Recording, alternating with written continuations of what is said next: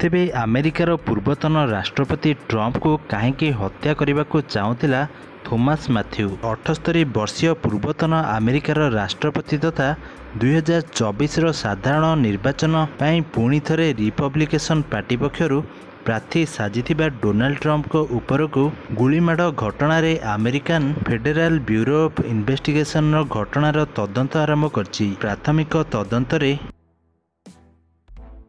FBI को Trump को गुली करथिबा युवकंक परिचय मिलछि। तेबे सुरक्षा कर्मी गुली रे निहत युवकर नाम थिला थॉमस मैथ्यू, जहाँकर बयस होछि 20 वर्ष। तेबे पेनसिल्वेनिया अंचलर स्थायी बासिंदा थॉमस क्रूज जणे रिपब्लिकेशन पार्टीर सक्रिय कर्मी बोली मध्य जणा पड़छि। से काहेकि ट्रंप को हत्या करिया पई चेष्टा करथिले तेबे से संपर्क रे किछि भी स्पष्ट होई पार नाही। किंतु ट्रंप को भाषण समय तेबे से पड़िया ठारू प्राय 130 यार्ड दूर रही ट्रंप को निजर टार्गेट करथिबा एफबीआई पक्षर अनुमान कराउछि।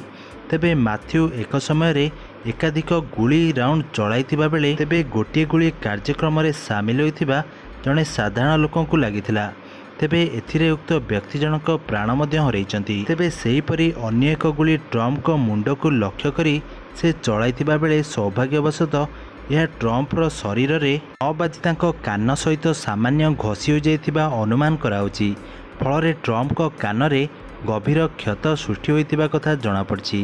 तेबे जदिओ गुलीमाड़ करथिबा थॉमस मैथ्यू ट्रंप को सुरक्षा दायित्व में मुतयन थिबा सुरक्षाकर्मी को गुली करी हत्या करछंती, तेबे प्रश्न होउछि युवक जन किए? तेबे से काहेकि ट्रंप को हत्या करिया पई चाहूतिला?